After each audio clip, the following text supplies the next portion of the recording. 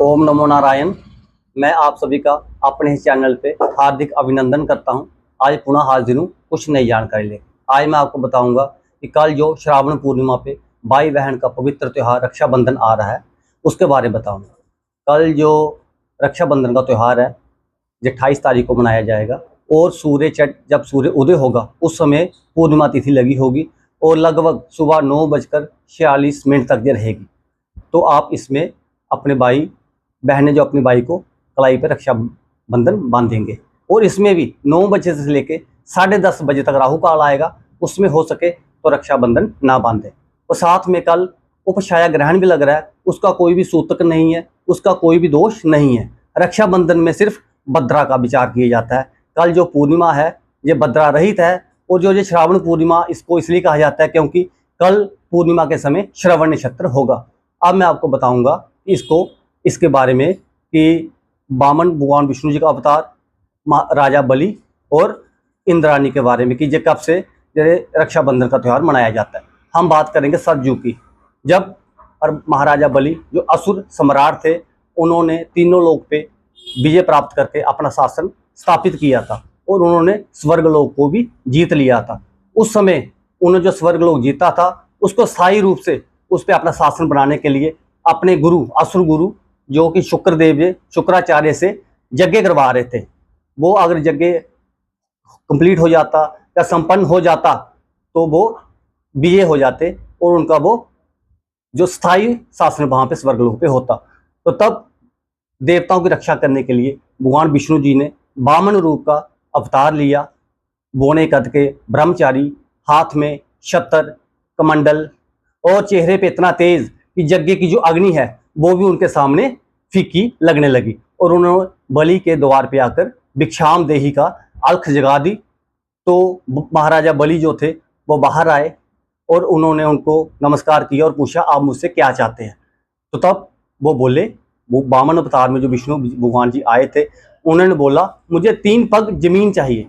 तब बलि हंसने लगा, मेरे से कोई मांगना, राज्य मांगो, गांव मांगो, असंख्य गाय मांगो, ये क्या मांग रहे हो। तब भगवान विष्णु जी ने जो वामन का रूप धारण किया था और अवतरित थे, उन्होंने कहा 3 पग, जो 3 पग से नहीं संतुष्ट हो सकता, अगर उसको 3 लोक भी दे दिए जाएं उसको संतुष्टि तब भी नहीं होगी। उस समय शुक्राचार्य जी बाहर आए, उन्होंने अपनी दिव्य दृष्टि से देखा कि ये जो वामन बोने बनकर आए हैं ये वो साक्षात विष्णु जी हैं। तब उन्होंने मना किया महाराजा बलि को कि आप इसकी कोई बात ना माने। तो तब बलि बोला कि ये मेरे द्वार पे अगर भगवान विष्णु जी आए हैं जो जग का पालन करते हैं, मेरे कितने अच्छे भाग्य हैं कि वो मेरे द्वार पे जाचक बनकर आए हैं। अब ये बोलेंगे वो मैं उनको दूंगा ही दूंगा।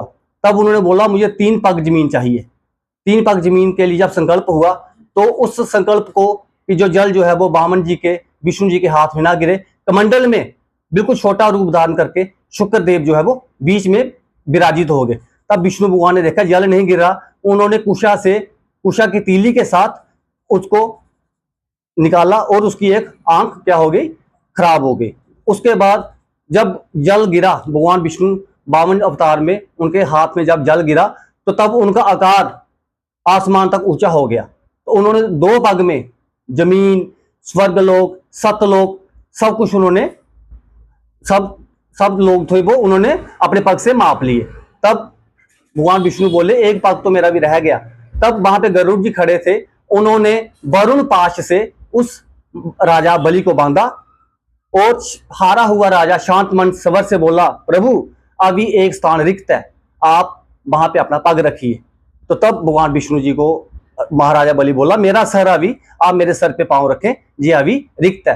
तो जब भगवान विष्णु जी ने उसके सर पे पांव रखा, पांव रखने का मतलब ये था उसके अहंकार को तोड़ा, वो ये सोचता था मेरे से बड़ा दानी कोई नहीं है। तो तब भगवान विष्णु जी से अति प्रसन्न हुए कि तूने तो सब कुछ मुझे दे दिया। तो उस समय जब शुक्रदेव ने उनको मना किया कि आप इसकी कोई बात ना मानो, तो जब राजा बलि बोला मैं बात मानूंगा ही मानूंगा, मैंने वचन दिया, तब शुक्रदेव ने उनको श्राप दिया आप श्रीहीन हो जाओगे। तो बात देखो, श्रीहीन हुए लेकिन उसके बाद में उनको क्या मिला, अगर अपने वचन पे वो कायम रहे तो उनको बाद में क्या मिला मैं आगे बताऊंगा। उसके बाद भगवान विष्णु जी ने उसको आशीर्वाद दिया और बोला मैं तेरे से बहुत प्रसन्न हूं, अब आप बोलो महाराजा बलि आप मेरे से क्या चाहते हो। तब उन्होंने बोला प्रभु मैं कुछ नहीं चाहता, मैं सिर्फ यही चाहता हूँ कि जब भी मैं अपने द्वार पे आऊं, अपने दरबार पे आऊं, मुझे आपके दर्शन हो। तो भक्त की श्रद्धा, भक्ति और निष्ठा को देखकर भगवान विष्णु जी द्वारपाल बन गए। उधर उस दौरान क्या हुआ, बैकुंठ में माता लक्ष्मी अकेली रहने लगी, रूठ गई, उनको बेचैनी महसूस हुई और उनको अकेलापन खाने लगा। तो लेकिन वो जानती थी कि मेरे पतिदेव कहाँ पे है, लेकिन वो ये भी जानती थी कि वो वचन से बंधे हुए हैं। उसी दौरान नारद जी वहां पे आए और उन्होंने माता से पूछा, आप इतने बेचैन क्यों हो? तब उन्होंने बोला, मेरे पति जो जग के पालनहार है वो वहां पे है।